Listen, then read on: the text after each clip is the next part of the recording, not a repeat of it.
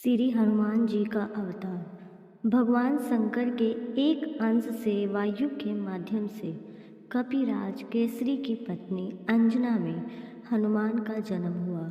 हपवन कुमार जी भगवान श्री राम की सेवा करने के लिए उनके अवतार में आए, क्योंकि भगवान शंकर अपने रूप से इस सेवा का आनंद नहीं ले सकते थे। इसलिए उन्होंने अपने 11वें रुद्र रूप को वानर के रूप में अवतरित किया। हनुमान जी का जन्म होते ही वे उगते हुए सूर्य को एक लाल लाल फल समझकर निगलने के लिए आकाश की ओर दौड़ पड़े। उस दिन सूर्य ग्रहण का समय था और राहु ने देखा कि कोई अन्य व्यक्ति सूर्य को पकड़ने की कोशिश कर रहा है। इस पर राहु ने उस आने वाले व्यक्ति को पकड़ने का प्रयास किया, लेकिन जब वायुपुत्र हनुमान उसके पास पहुँचे तो राहु डरकर भाग गए। राहु ने इंद्र को बुलाया। जब वह ऐरावत पर आए तो पवन कुमार ने उसको देखकर एक बड़ा सफ़ेद फल समझकर उसको पकड़ लिया। इस पर देवराज घबरा गए और उन्होंने ऐरावत पर वज्र से हमला किया। वज्र से उनकी हनु पर चोट लगने से वह थोड़ी सी टेढ़ी हो गई। इसके कारण उन्हें हनुमान कहा जाने लगा। जब वज्र लगा तो हनुमान जमकर गिर पड़े। इसको देखकर वायुदेव बहुत रोषित हो गए और उन्होंने अपनी गति बंद कर ली। इससे देवता भी बेहद चिंतित हो गए। अंत में सभी लोकपालों ने हनुमान को अमरता और अग्नि जल वायु आदि से सुरक्षित रहने की वरदान दिया, जिससे वायुदेव खुश हो गए।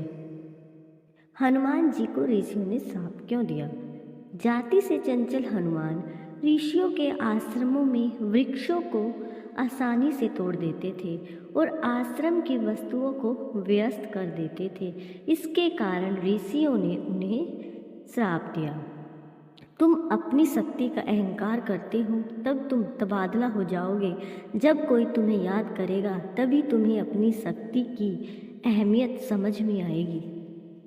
श्री राम से हनुमान जी का मिलन। श्री हनुमान जी जन्म से ही माया के बंधनों से पूरी तरह से अलग थे। वे हमेशा अपने प्रिय स्वामी श्री राम के ध्यान में लगे रहते थे। एक दिन श्री राम अपने छोटे भाई लक्ष्मण के साथ रावण द्वारा सीता जी के अपहरण के समाचार से विचलित हो गए। उन्होंने सीता जी को ढूंढने का निश्चय किया और ऋष्यमुख पर्वत के पास पहुँचे।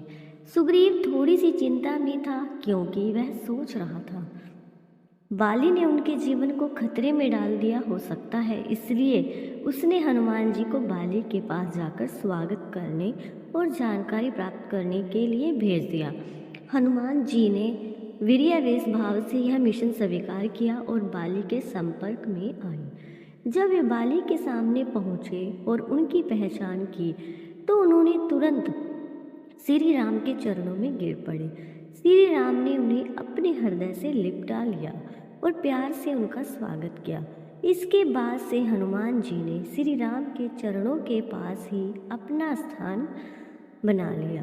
पवन पुत्र जी की प्रार्थना से भगवान ने सुग्रीव से मित्रता की और बाली को पराजित करके सुग्रीव को किष्किंधा का राज्य पुनः प्राप्त करने का मौका दिया।